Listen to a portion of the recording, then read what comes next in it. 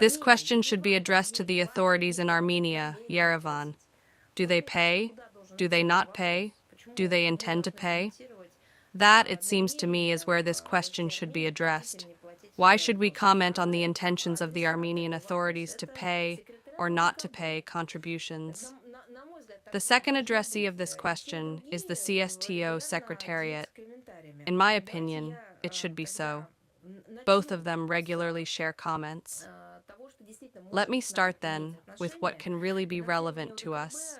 The financing of the CSTO, here, in my opinion, is not much different from other international structures.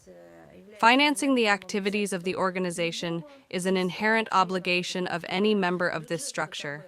The CSTO budget is formed at the expense of share contributions of the member states.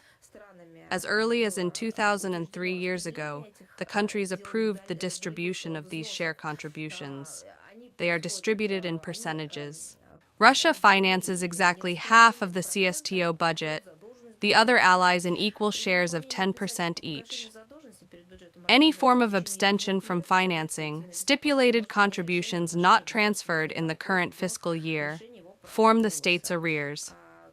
In case of failure to repay the debt to the budget of the organization within 2 years, the Collective Security Council may take a decision against the debtor state up to deprivation of its voting rights.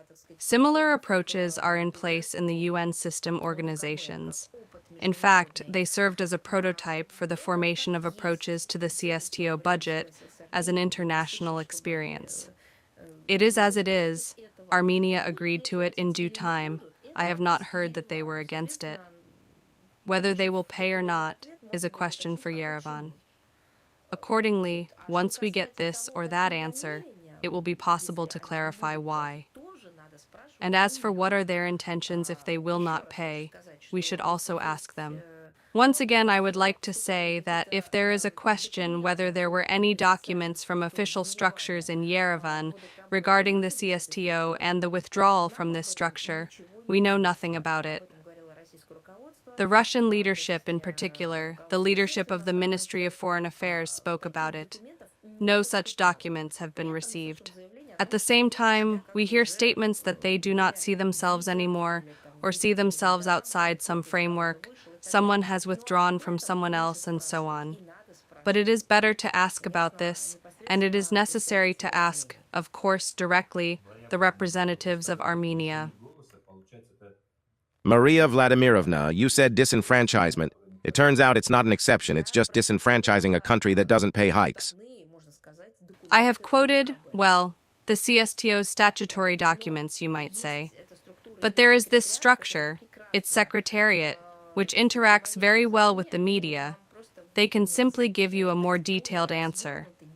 I told you about this issue, answered your question, and told you, maybe in more general terms, but yes, it is true. В более общих чертах, но да, это так.